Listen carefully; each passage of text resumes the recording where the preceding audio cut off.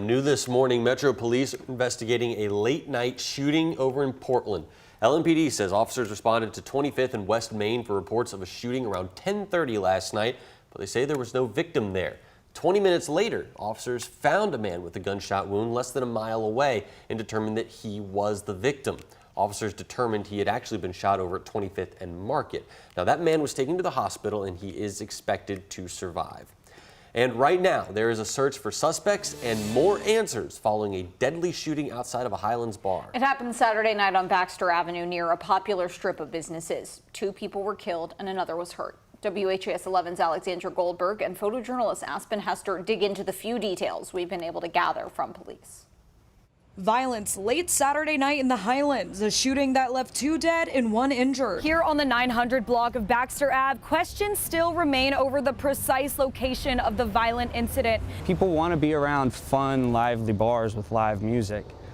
Like I said, they don't want to get shot at the end of the night. That's crazy. LMPD says around 1:45 a.m., officers responded to a report of gunshots in a popular area of the original Highlands, an area known for its late-night scene. Police say 1 man was pronounced dead on scene and another was taken to the hospital where he died. A 3rd man was privately transported to the hospital and he is expected to survive. We cannot continue to tolerate a culture of violence. Metro Councilman Ben Reno Weber of District 8 covers much of the Highlands neighborhood. I think anytime you get alcohol and a concentration of violence together, that's just bad. Reno Weber says there is increased patrol in the Highlands and it will continue throughout the rest of summer. This is still one of the safest neighborhoods in our entire city, and every incident like this reminds us that it is 1 incident too many. We did reach out to the alcoholic beverage control in Louisville to see if any action would be taken against any of the bars in the area. We have not heard a response as of this newscast. The Jefferson County Coroner's Office has not yet released identification of the homicide victims, and police say there are no known suspects at this time. In Louisville, Alexandra Goldberg, WHAS 11 on your side.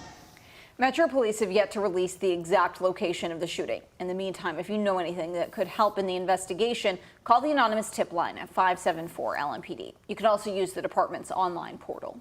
Today, the trial date for Louisville's super chef, Darnell Ferguson, is expected to be set in court. Now, in February, Ferguson pleaded not guilty to several charges connected to the alleged assault of his wife in January.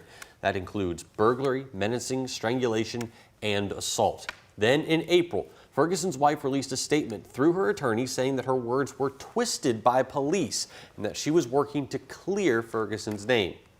Ferguson is known for his now closed Super Chef's restaurant in the Highlands and for appearing on several Food Network shows. He's expected in court at 10:15 this morning. An Indiana child care provider already charged with murder will go in front of a judge today on new charges in a second incident. 35-year-old Brittany Baylor of Jeffersonville was already in the Clark County Jail when officers arrested her again last Tuesday. Police say they served her new charges for an incident that happened in February of this year. A family member says they picked up a 2-month-old from Baylor's daycare, then realized something was wrong with the child's leg. The child was taken to the hospital where doctors discovered the baby's leg was broken. Baylor is charged with 2 felonies, including battery and neglect of a child. She also faces a murder charge from another incident that happened 2 years ago when police say an infant died in her care. Baylor is due in court today at 1:30. The LMPD needs your help in identifying people it says stole from storage facilities in Bashford Manor. Take a good look at the people you're seeing on your screen right now.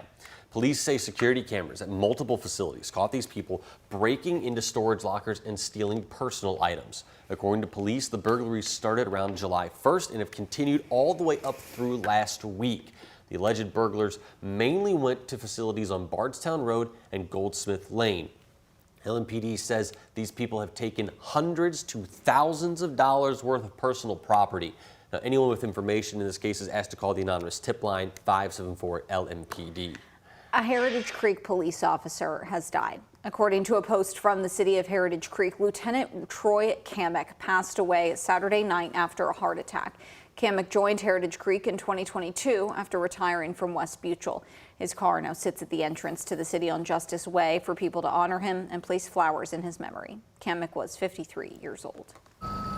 Well, today kicks off week 2 for JCPS schools. You're taking a live look at the Nichols bus compound right now from photojournalist Addie Hill. So far, the district is reporting better drop-off times for students compared to last year.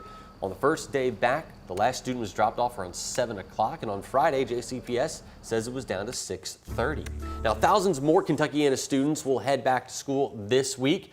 Today is the first day of class for Kentucky Country Day and Holy Cross High School. Tomorrow, it's Sacred Heart, the elementary schools, the Archdiocese of Louisville, and Collegiate. Then Wednesday, Oldham, Nelson, Henry, South Harrison, Taylor, and Trimble counties all go back to class along with Elizabethtown.